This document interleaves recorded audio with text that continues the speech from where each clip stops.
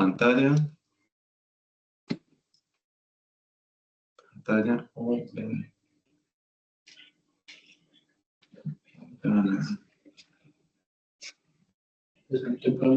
¿por qué no funciona esto?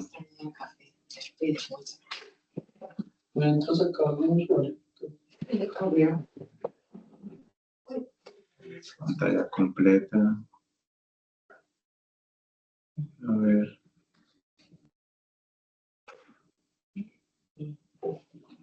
Vale, ¿ven la pantalla? Me imagino que sí, ¿no?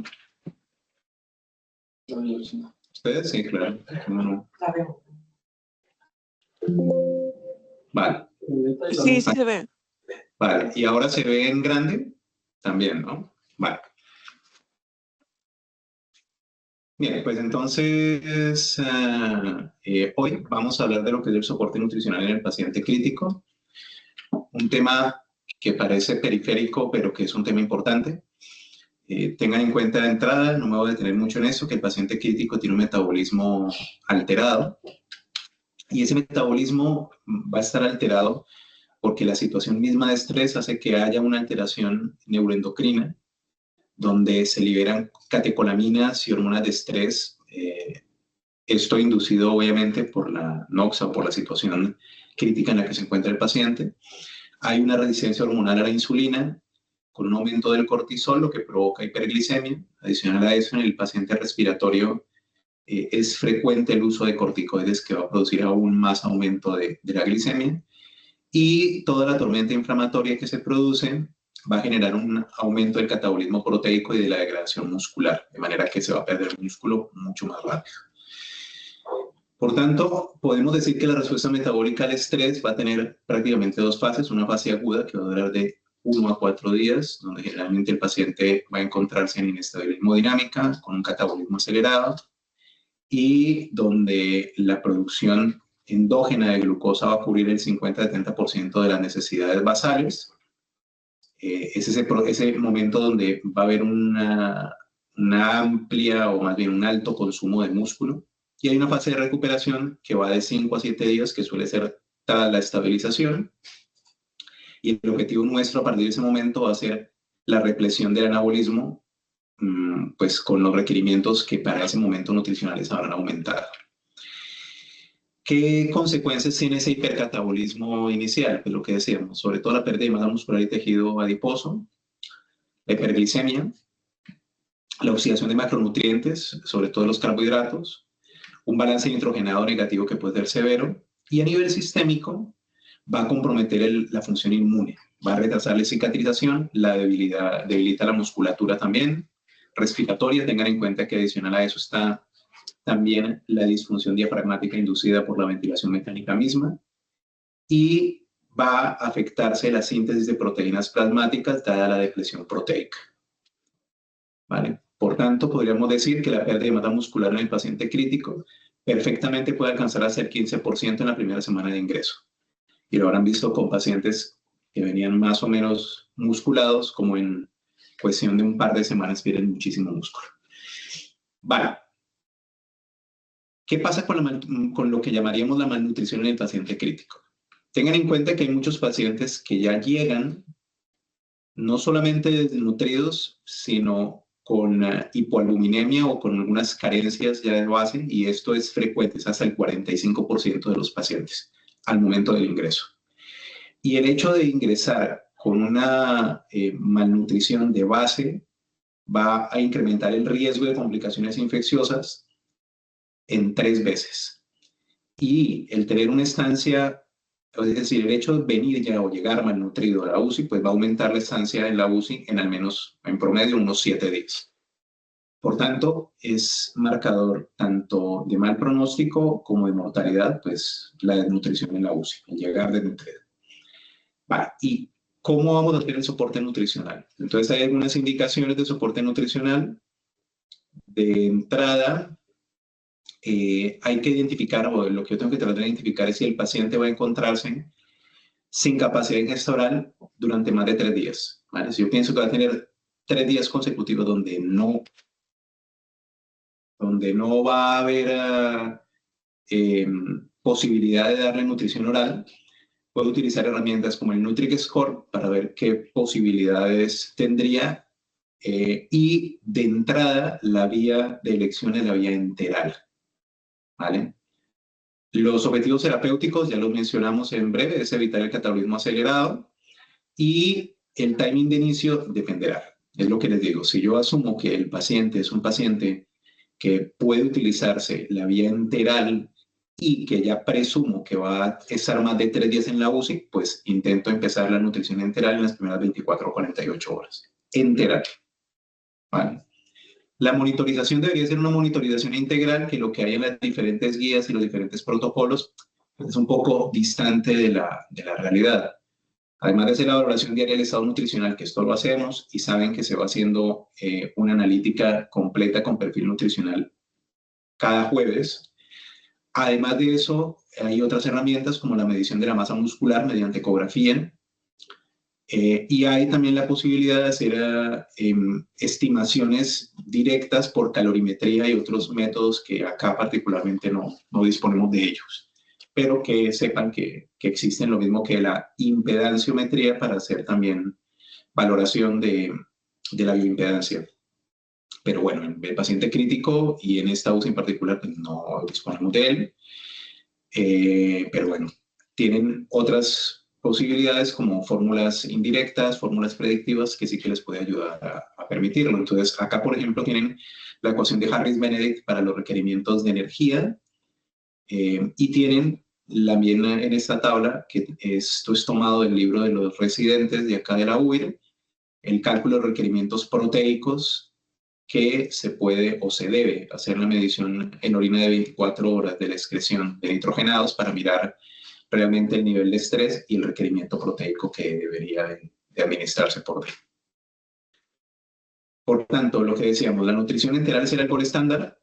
Hay varias razones. Primero, preserva la barrera de la mucosa, de manera que vamos a mantener la integridad intestinal y del tejido linfoide.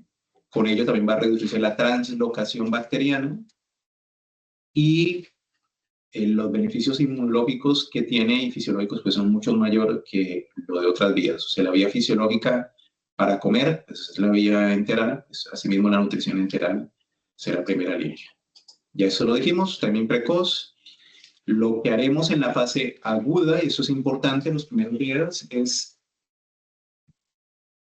inicialmente se pautarán 40-60% de los requerimientos y luego iremos aumentando progresivamente. Ahora más o menos nos haremos un esquema del cómo, pero la idea es comenzar con unos 10 o 20 mililitros hora e ir progresando lentamente. Y la meta estándar serán unos 25 a 30 kilocalorías por kilogramo por día, y eso en cuanto a kilocalorías. Y en cuanto a proteínas, 1.2 a 2 gramos por kilogramo por día, y se irá ajustando. Vuelvo y le digo, hay fórmulas predictivas, o si tuviera el equipo de calorimetría, pues lo podría utilizar.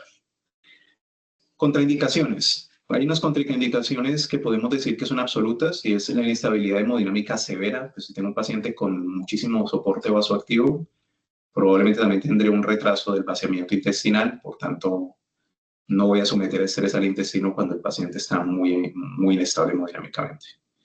Que ya tengo una isquemia intestinal activa, pues más de lo mismo, una obstrucción intestinal completa, la perforación gastrointestinal por lógica y la hemorragia digestiva masiva. No quiere decir que el hecho de que un paciente haya tenido una hemorragia digestiva pequeña y que esté superada no pueda utilizarse la vía enteral. Complicaciones principales de la enteral, pues que el paciente puede broncoaspirar, por tanto es importante que se mantenga el paciente en una posición de 30 a 45 grados de elevación de la cabecera. Puede producir intolerancia digestiva, lo habrán visto dependiendo del tipo de fórmula. Hay pacientes que tienen distensión abdominal, les da diarrea, pueden tener residuos gástricos, eventualmente incluso vómito. Y pueden haber complicaciones mecánicas por la sonda misma que puede obstruir. Sobre todo es más frecuente que produzca erosiones por decúbito a nivel nasal o a nivel faríngeo, o incluso a veces en el esófago, cuando hemos hecho algunas endoscopias. Entonces aquí esto parece una chorrada, pero es fundamental, y es que la correcta colocación y fijación de la sonda nasogástrica. Siempre comprueben con la placa bueno, además de que clínicamente se puede comprobar por la audición con el fonendoscopio, si se inyecta aire, pues si hay sonido a nivel estomacal, hagan una placa de tórax y comprueben dónde está la punta, que a veces pasa que no está la sonda nasogástrica donde debe estar, se va vía aérea y terminamos haciendo más daño que bien, ¿vale? Entonces, estas son las fórmulas que tenemos nosotros acá en la UIT de nutrición enteral, ¿vale? Tenemos bueno, el tipo estándar, hiperproteica, hipercalórica, dieta, nutriciones para diabetes, insuficiencia renal e inmunomoduladora, ¿vale? Tienen ahí en la tabla, que esas son tablas también tomadas del libro del residente, donde tienen la densidad kilocalorías por mililitro y la cantidad de proteínas que tiene cada una. Y las pautas de inicio de nutrición enteral, háganse la idea de que aportan unas 1.400 kilocalorías en 24 horas, ¿vale? Lo que les decía antes, el ritmo, si se dan cuenta, generalmente se empieza entre 15 o 20 y se va aumentando progresivamente cada 8 a 12 horas entre 10 y 20 mililitros por hora, ¿vale? Igual tienen ahí las tablas en el libro. Y luego esto es importante, y es lo de el manejo de los aspirados gástricos. A veces vamos parando la nutrición enteral con frecuencia cuando hay retenciones que no son significativas. Aquí, para considerar que una retención tiene importancia, tiene que ser mayor de 200 mililitros, ¿vale? Si es menor de 200 mililitros, cuando se aspira con la jeringa, pues se reintroducen en volumen y se sigue la misma pauta. Si es mayor de 200 mililitros, se interrumpe la nutrición enteral por 4 horas. Se inicia tratamiento procinético. Y si pasadas esas 4 horas sigue siendo mayor de 200 mililitros de retención, se interrumpe la nutrición enteral, se revalora la situación clínica del paciente y se sigue repitiendo el mismo proceso hasta mirar si es, incluso considerando avanzar la sonda o considerar un acceso postpilórico. Si por el contrario vemos que el débito es menor de 200 mililitros, pues se realiza la nutrición enteral a mitad del ritmo y se va aumentando cada 4 horas. O sea, lo que quiere decir el algoritmo sobre todo es, traten de mantener la nutrición enteral, no la suspendan tanto y evites en la medida de lo posible empezar nutrición parenteral. ¿Cuándo uso la nutrición parenteral? Que esta sería la parte 4 de lo que vamos a hablar. Inicialmente estaría indicada cuando está contraindicada la enteral, por lógica. Cuando el aporte sea insuficiente, es decir, que yo estoy dando nutrición enteral, pero me quedo corto porque el paciente va haciendo retenciones, porque es imposible progresar, pues si no alcanzamos el 30% de los requerimientos calóricos, pondré nutrición parenteral.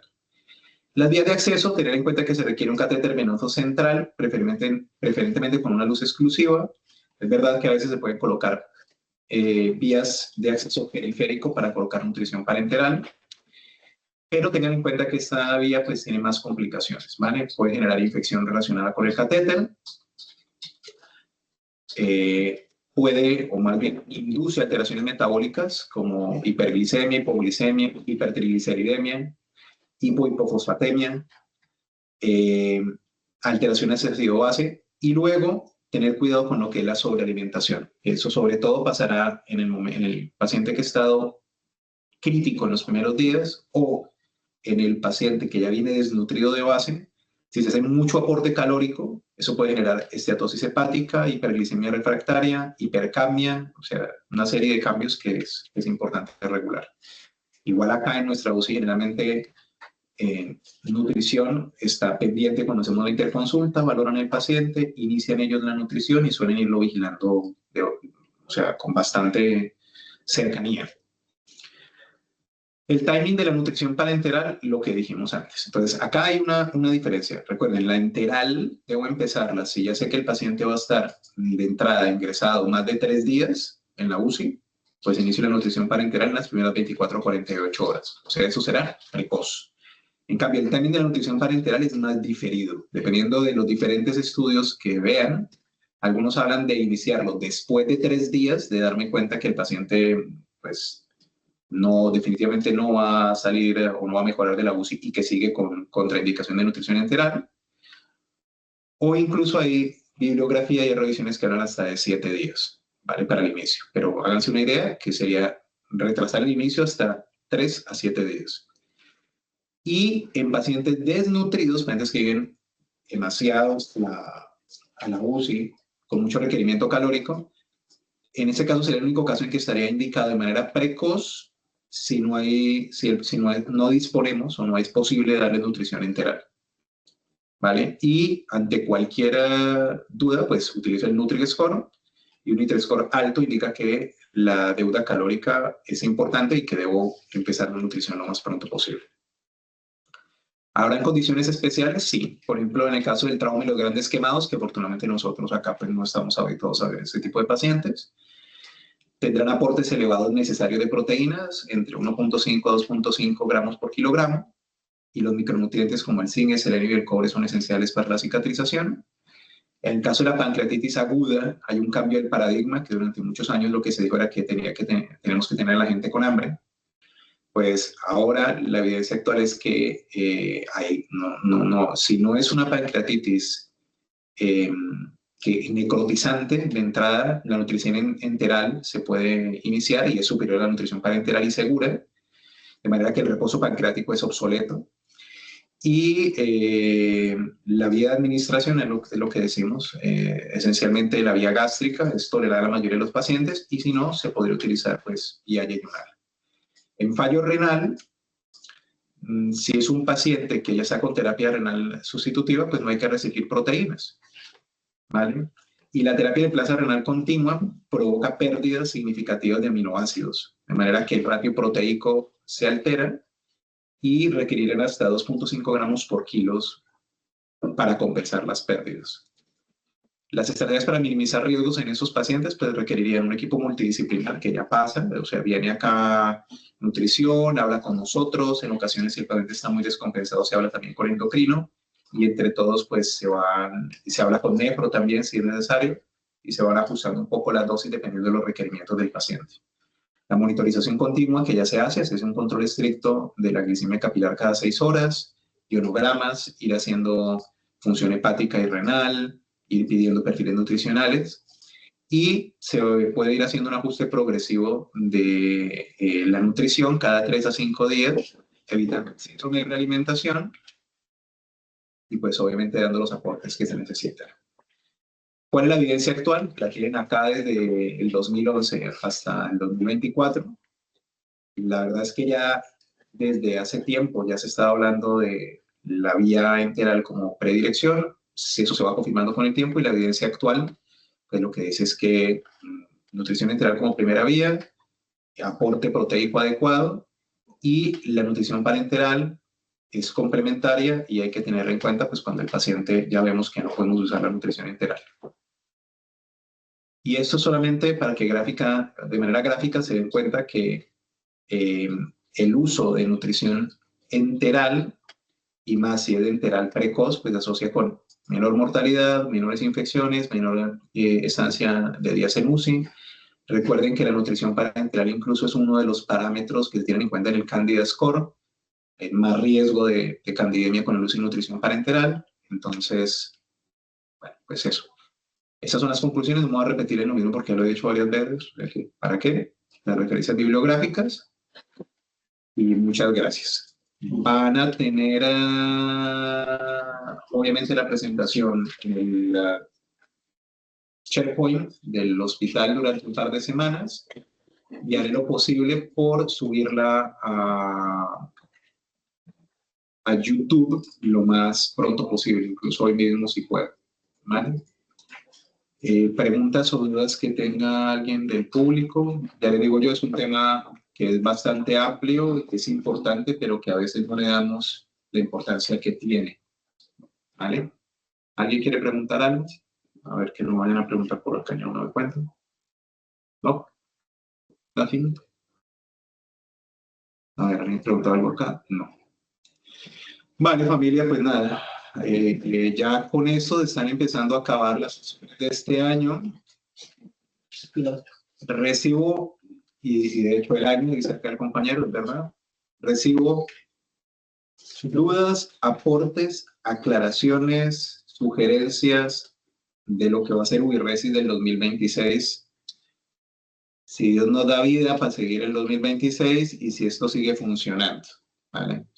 Sugieran temas porque si no, lo más fácil es volver a repetir los mismos. ¿De acuerdo? Venga, chao pues. Despídase, chao pues. Adiós. Gracias, Jason.